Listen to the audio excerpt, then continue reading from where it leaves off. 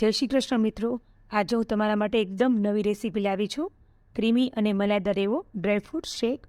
ઘરે આપણે મહેમાને જમવાનું કરીએ ત્યારે આપણે શું બનાવવું એ મૂંઝવણમાં હોઈએ છીએ. તો બહારથી મોંઘીદાટ મીઠાઈ લાવવાને બદલે આપણે ઘરે ખૂબ જ ઓછા ખર્ચમાં 15થી 20 વ્યક્તિ માટે ક્રીમી અને મલાઈદાર એવો ડ્રાયફ્રૂટ શેક બનાવીશું. ડ્રાયફ્રૂટને પલાળવાની ઝંઝટ કે પછી વધારે દૂધ ઉકાળવાની માથાકૂટ વગર ઝડપથી અને ફટાફટ બની જતો ડ્રાયફ્રૂટ શેક આપણે આજે અહીં બનાવીશું. અહીં આપણે એક હેવી બોટમ પેન લેવાનું છે. તેમાં થોડું પાણી રેડવાનું છે જેથી દૂધ તળિયે ચોટે નહીં. અહીં મેં 3 લીટર દૂધ એટલે કે 6 બાટલી દૂધ લીધેલ છે. આપણે અહીં ફૂલ ફેટ મિલ્ક લેવાનું છે. આમાંથી થોડું ઠંડુ દૂધ આપણે બીજા ગ્લાસમાં લઈ લઈએ અને તેમાં 2 ચમચી જેટલો વેનીલા કસ્ટર્ડ પાવડર એડ કરી દઈએ. વેનીલા કસ્ટર્ડ પાવડરનો ઉપયોગ વધારે નથી કરવાનો, આપણે ફક્ત ટેસ્ટ માટે જ યુઝ કરીએ છીએ. તેને બરાબર મિક્સ કરી લો અને આ રીતે ગાંઠા ન રહે તે રીતે બરાબર તેને મિક્સ કરી લો.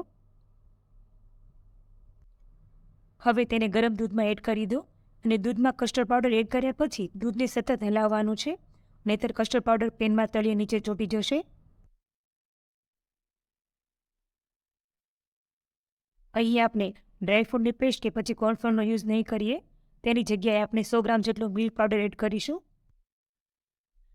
દૂધને કન્ટિન્યુઅસલી સ્ટીર કરતા રહેવાનું છે જેથી દૂધ તળિયે ચોટે નહીં. હવે તેમાં 2 ચમચી જેટલી ઘરની મલાઈ અને 1 બાઉલ જેટલી ખાંડ એડ કરવાની છે. દૂધને કન્ટિન્યુઅસલી સ્ટીર કરતા રહેવાનું છે જેથી દૂધ તળિયે બેસે નહીં. તમે જોઈ શકો છો કે દૂધ થોડું ઘટ થઈ ગયું છે.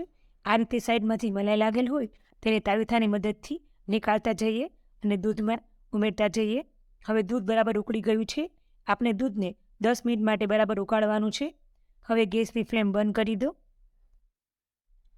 દૂધને એકદમ ઠંડુ કરવાનું છે. ઠંડુ થઈ ગયા પછી દૂધ એકદમ ઘટ્ટ અને મલાઈદાર બની ગયું છે.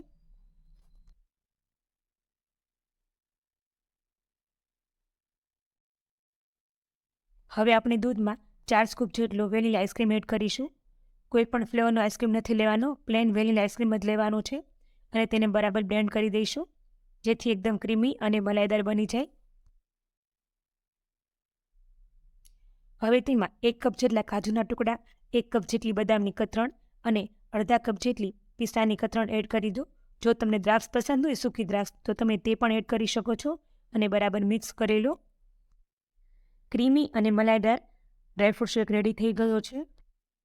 તો ખૂબ જ ઓછા ખર્ચે અને ઓછી મહેનતથી બનતો ડ્રાયફ્રૂટ શેક રેડી છે.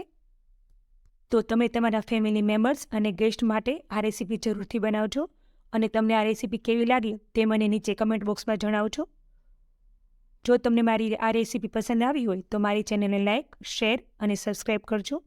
Thank you for watching.